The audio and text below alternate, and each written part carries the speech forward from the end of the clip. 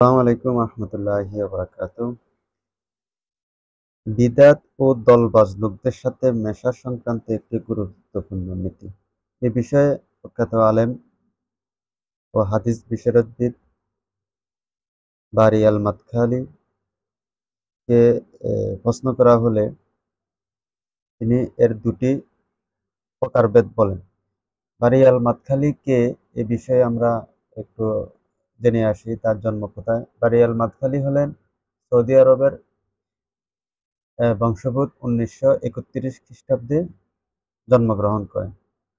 তিনি মদিনা ইসলামী বিশ্ববিদ্যালয়ের হাদিস বিভাগের প্রাক্তন বিভাগীয় প্রধান ছিলেন।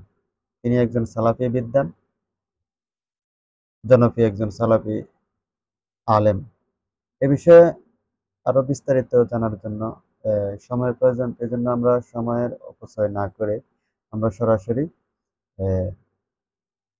উনি এই বিষয়ে কি বলেছেন যে বিদআতি ও দলবাজ সম্পর্কে।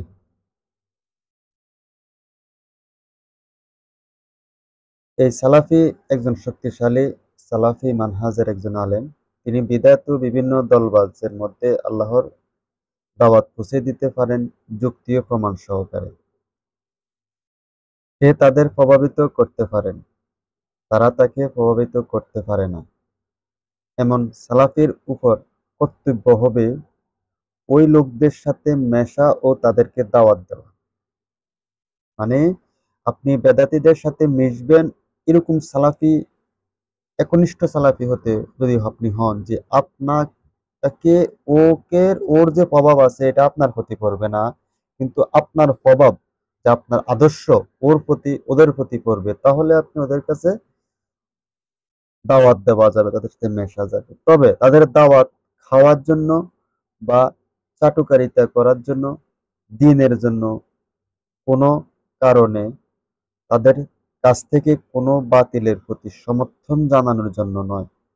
কর্তব্য হবে মসজিদে তাদের দাওয়াত দেওয়া, বাজারে তাদের সাথে দেখা হলে দাওয়াত দেওয়া, তাদেরকে গাড়িতে দেখা হলে দাওয়াত দেওয়া, তাদের সাথে প্লেনে যদি দেখা হয় প্লেনে যাওয়া অবস্থায় দাওয়াত দেওয়া, যদি তাদের সাথে ট্রেনে দেখা হয় সেখানেও তাদেরকে দাওয়াত দেওয়া। তাদেরকে দাওয়াত দিতে হলে তাদের সাথে মিশতে হবে, তাদের কাছ থেকে আলাদা থাকার সুযোগ নেই। কেননা আপনি তাদেরকে দাওয়াত দেন কোন উদ্দেশ্যে, তাদেরকে ইসলাহ করবেন, সংশোধন করবেন, ওদের প্রভাবান্বিত হবেন না, কিন্তু কোনো প্রকারের চাটুকারিতা চগলখড়ি মুনাফিকি করবেন না, যে অন্তরে একটা মুখে আরেকটা নিয়ে আপনি ওদের সাথে মিশবেন না। যদি এমন হয় তাহলে আপনি ওদের সাথে মিশতে হবে, ওদের কাছে না মিশে আপনি দাওয়াত দেওয়ার কোনো সুযোগ নেই।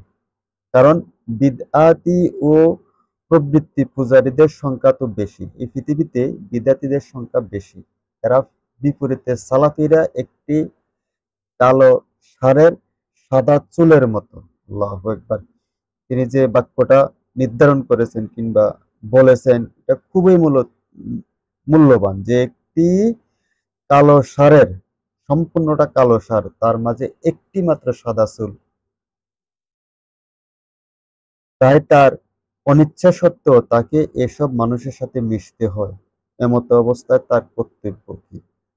তার কর্তব্য হলো প্রজ্ঞা ও সুন্দর উপদেশের সাথে আল্লাহর দিকে আহ্বান জানানো।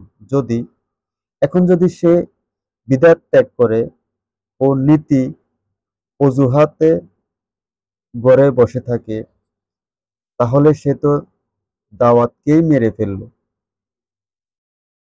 মানে যদি এখন সে বিদআতই ত্যাগ করা, এই নীতির অজুহাতে গড়ে বসে থাকে যে আমি ওই বিদ্যার্থীদের কাছে যাব না, ওদেরকে দাওয়াত দেব না, তাহলে তো সে দাওয়াতেরকেই মেরে ফেলবে।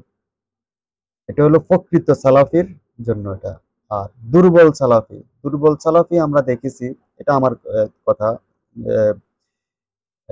বারী আল-মাদখালীর কথা নয়, যারা চুপারুস্তুম, যে নিজেকে আড়াল করে রাখে, মুখোশের আড়ালে, যে আপনি অন্তরে আপনি বিদ্বেষ পুষে রেখে আপনি সালাফিদের সাথে মিশেছেন।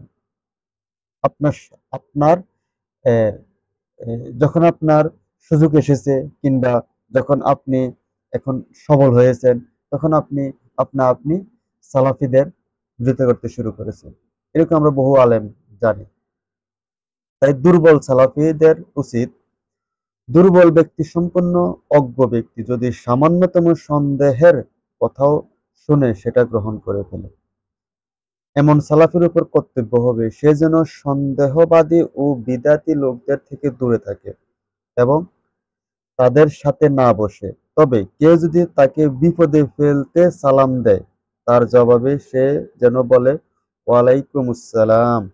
কিন্তু এ অবস্থায় সে তাদের সাথে বসলে, তাদের সাথে খেলে, তাদের হাসাতে যুক্তি হলে এবং তাদের সঙ্গ দিলে তা হবে মারাত্মক ভুল করা। কারণ এমন কাজ করলে তা হবে সালাফি মানহাজের পরিপন্থী এবং সুন্নাহ বিরোধী কাজ। আমাদের পূর্ববর্তী সালাফিরা বিদাতি লোকদের মাঝে ছড়িয়ে ছিটিয়ে অবস্থান করেছিলেন, তাদের প্রভাবিত করেছিলেন এবং হাজার হাজার লোককে সালাফি পন্থার মধ্যে নিয়ে আসতে পেরেছিলেন। সুতরাং যে কেউ হবে শক্তিশালী বিতর্ককারী, শক্তিশালী ব্যক্তিত্ব এবং দ্বীনের আলেম, তার উপর কর্তব্য হবে প্রমাণ প্রতিষ্ঠা করা, লোকদেরকে প্রজ্ঞা ও সুন্দর প্রচারের সাথে আহ্বান করা। আপনি এর প্রভাবে অবশ্যই দেখতে পাবেন, মানে আপনি এর প্রভাব অবশ্যই দেখতে পাবেন। কিন্তু যদি দুর্বল ব্যক্তি হয়, দুর্বল সালাফি হয়, তবে আল্লাহর শপথ সে বিদাতীদের সাথে মিশে যাবে কিংবা মিশবে না, মানে মিশবে না, কারণ সে বিদাতীদের সাথে সে মিশে যাবে। যদি তাকে সালাম দিতে বাধ্য করা হয়, তবে সে যেন তাকে সালাম দেয়, এতে তার মধ্যে দোষ কিছু নেই, নইলে তার আর কি করার আছে। কিন্তু সে যদি সে যেন ইচ্ছা করে তাদের সাথে না মিশে বা তাদের সাথে না বসে। তাহলে আমরা বিদ্যার্থীদের সাথে কি ধরনের আচরণ করব সেটা আমরা সারসংক্ষেপ জানতে পারলাম। বিদ্যার্থীরা সালফে সালেহিনদেরকে অনুসরণ করবে না, এটাই বাস্তব। তবে তাই বলে আপনি বিদআত ও শিরকের বিরুদ্ধে বলবেন না, সেটা কখনোই সমীচীন নয়। আসুন আমরা কোরআন ও সহিহ হাদিস ভিত্তিক আমল করি, কোরআন ও সহিহ হাদিসকে আঁকড়ে ধরি, সকল বিধান বাতিল করি, বহির্বিধান মেনে চলি। আমরা সামান্য একটু এখানে আলোচনা করি বারিয়াল মাতখালীর বিষয়ে, তাদের জীবন শিক্ষাক্রম নিয়ে। শেখ বারিয়াল মাতখালী 1931 সালে জন্মগ্রহণ করেছেন, সেটা আমরা একটু আগেই বলেছি। তিনি স্থানীয় ওলামাদের কাছ থেকে জ্ঞান অর্জন শুরু করেন, যাদের মধ্যে আহমদ বিন মোহাম্মদ জাবির আল মাতখালী ও মোহাম্মদ বিন জাবির আল মাতখালী অন্যতম। তাদের কাছ থেকে 8 বছর যাবৎ শিক্ষা লাভ করেন। কামিতারহ মাহাদ আল ইলমিতে অধ্যয়নের পূর্বে তার উল্লেখযোগ্য শিক্ষক ছিলেন নাসির মুবারক। আবদুল্লাহ বিন মুহাম্মদ আল কারাবির অন্যতম প্রধান ছাত্র। তার থেকে ক্লাসিক্যাল ইসলাম গ্রন্থসমূহ অধ্যয়নে সমাপ্ত করে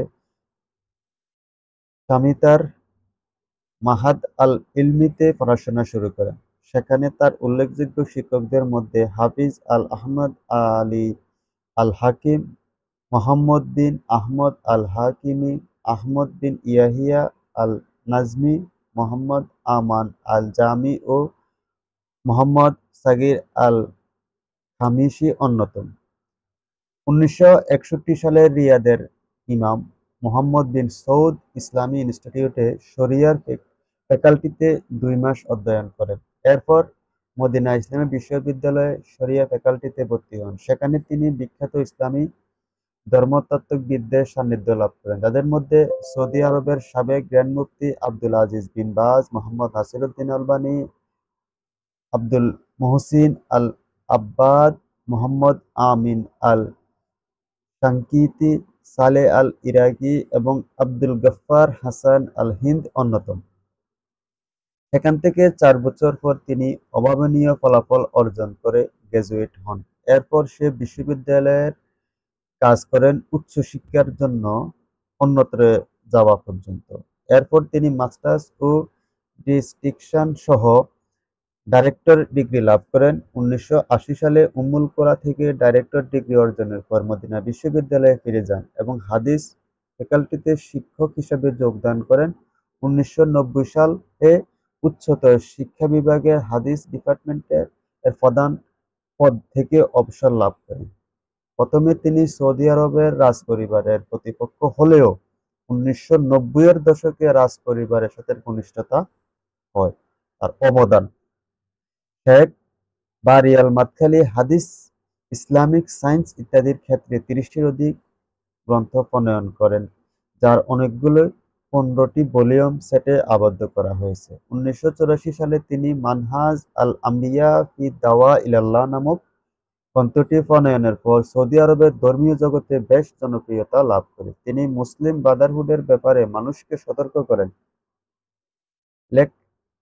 লেক্রেইন্স এর মতে, আল-মাদখালী জোর দিয়ে বলেন, ইসলাম মানুষের সংশোধনের দিকে গুরুত্ব দেয়, কিন্তু মুসলিম ব্রাদারহুড রাজনৈতিক সংস্কারের দিকে ফোকাস করে। মিশরের সাইয়েদ কুতুবের মতবাদকে খণ্ডন করার জন্য উল্লেখযোগ্য ব্যক্তিদের মধ্যে শেখ মাদখালী অন্যতম। সাইয়েদ কুতুবের বিপক্ষে তিনি ৪টি গ্রন্থ রচনা করেন, যার মধ্যে আজওয়া ইসলামিয়া আলা আকিদাত সাইয়েদ কুতুব ওয়া ফিকরিহি সবচেয়ে গুরুত্বপূর্ণ হিসাবে বিবেচিত হয়। এছাড়া তার মাস্টার্স এর থিসিস, যা দ্বিতীয় ইমাম মুসলিম ও দারকুতুনির উপর রচিত, সে গ্রন্থটি সৌদি আরবের উচ্চ পর্যায়ের ওলামাদের দ্বারা প্রশংসিত। সমসাময়িক মূল্যায়ন: ২০১২ সালে রয়্যাল আলে আল বাইত ইনস্টিটিউট তাকে ইসলামী চিন্তাধারার জন্য পৃথিবীর সবচেয়ে প্রভাবশালী ৫০০ জনের মধ্যে অন্তর্ভুক্ত করেন। তবে তার মতে অপর সমর্থক ও প্রতিপক্ষ উভয়টি প্রচুর রয়েছে। নাসিরুদ্দিন আলবানী শেখ মাদখালীকে হাদিসের ক্ষেত্রে জ্ঞানী বলে অভিহিত করেছেন। রাষ্ট্রবিজ্ঞানী গিলস ক্যাফেল শেখ মাদখালীকে মধ্যপ্রাচ্যের বিদ্বানদের আদালত শাসনের পক্ষের একটি নিখুঁত উদাহরণ বলেন। শেখ মাদখালী সৌদি আরবের ধর্মীয় সংস্থার সঙ্গে জড়িত নন। তাকে বিংশ শতাব্দীর তথাকথিত সালাফি পণ্ডিতের মধ্যে অন্যতম আবদুল আজিজ বিন বাজ ও মোহাম্মদ নাসিরুদ্দিন আলবানী এর নিচের স্তরের অথবা মোহাম্মদ বিন উসাইমিন ও সালেহ আল ফৌজানের সমসাময়িক হিসেবে বর্ণনা করে থাকে কিংবা বর্ণনা করা হয়ে থাকে। অতএব আমরা জানলাম বিদেশীদের সঙ্গে বসা এবং তাদের সাথে চলাফেরা করা এবং বারিয়াল মাদখালী বিষয়ে। আল্লাহ সুবহানাহু ওয়া তাআলা আমাদের ভুল ত্রুটিগুলোকে মাফ করে দিন, সঠিক ও সত্যকে গ্রহণ করে সেই অনুযায়ী আমল করে দুনিয়া আখিরাতে কল্যাণ লাভে ধন্য করুন। আমিন ইয়া রাব্বুল আলামিন। আসসালামু আলাইকুম ওয়া রাহমাতুল্লাহি ওয়া বারাকাতুহু।